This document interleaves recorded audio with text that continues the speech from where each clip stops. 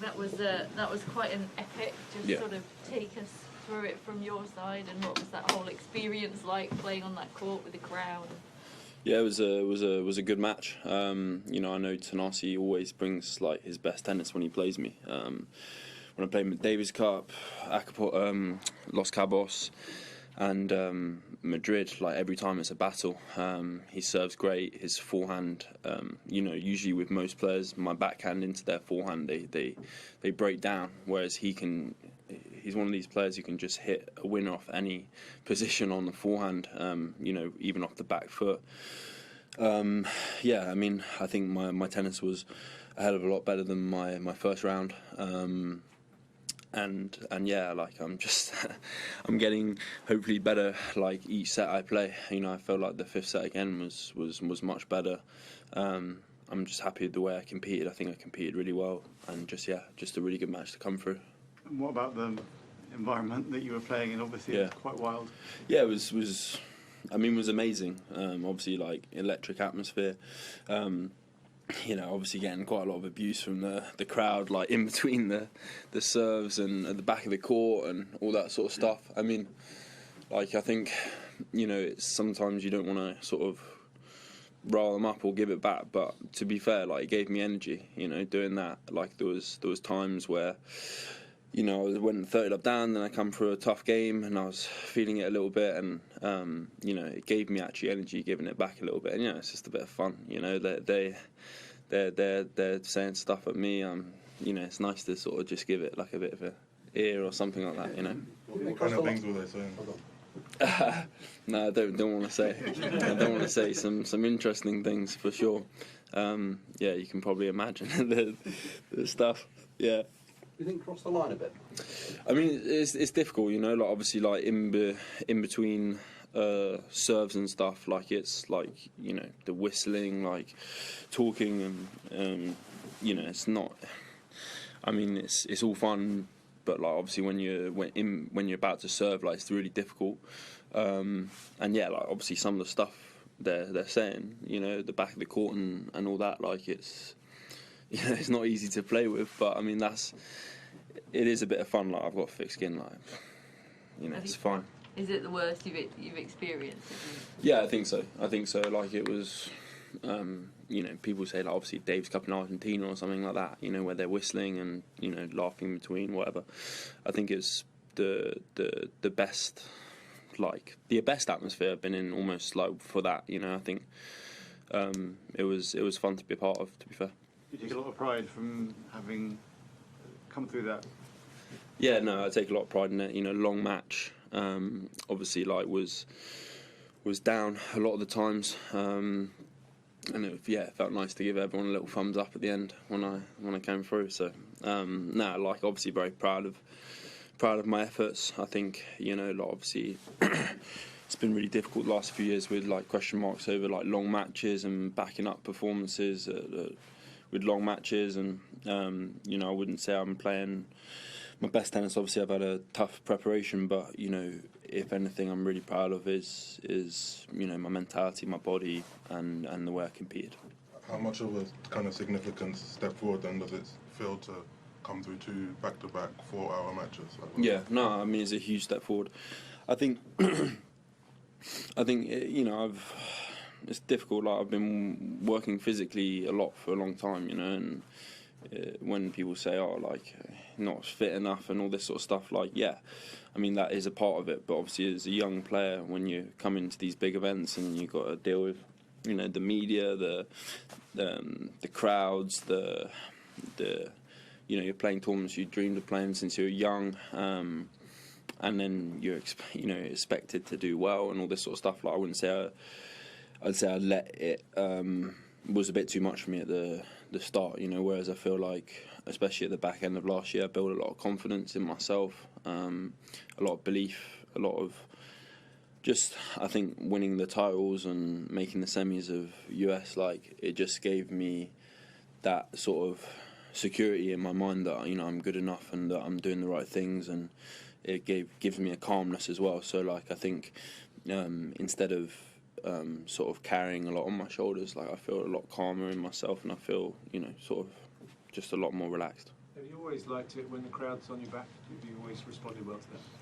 Yeah, I mean, I think, I played in Paris. I think I played in Paris-Bercy. I played against Rinderknecht there when he was the #1 French guy, and that was actually pretty loud as well. And they were booing between serves and stuff. Like, that was interesting. Like, I played Massetti in the Next Gen finals. I remember that was quite an interesting atmosphere. Like, I enjoy it. Like, to be honest, like that's the thing that gets me going the most is competing. I struggle like practicing lots sometimes because I know I need to get better and I know I need to work on my game. But the thing that really gets me going and kind of I think separates me from a lot of players is my competitive nature and obviously playing in that kind of atmosphere against a great player in Thanasi, that's what I play tennis for. Obviously another Aussie now in the next round, so it's good. It's good. Yeah, no, it's good. It's good. Like, it's really good.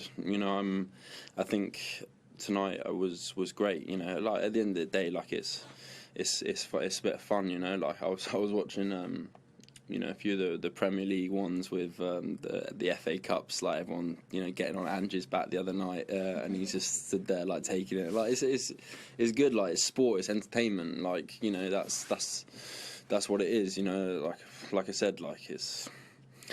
It gave me a lot of energy, and I appreciate that. 3-1 down in the fourth. Yeah, just the last two.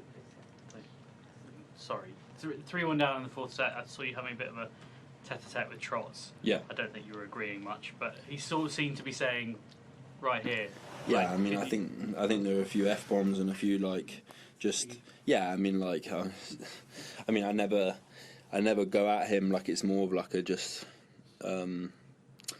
a lot of anger in myself, and it's an important moment to sort of stay present and not sort of get carried away like too angry or too obviously the best players, they stay in the present more often than not. So is that what he said to you? Is that what he's telling you at that moment? No, I mean just telling me to stay calm and just to keep on going. Obviously over a 5-set match, a lot of things.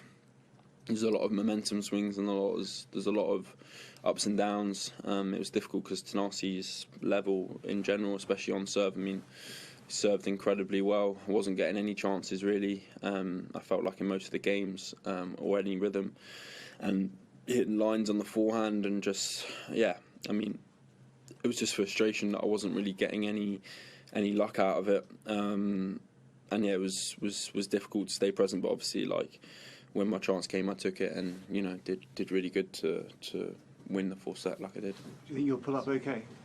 Yeah, no, I feel good. My body felt good. Like I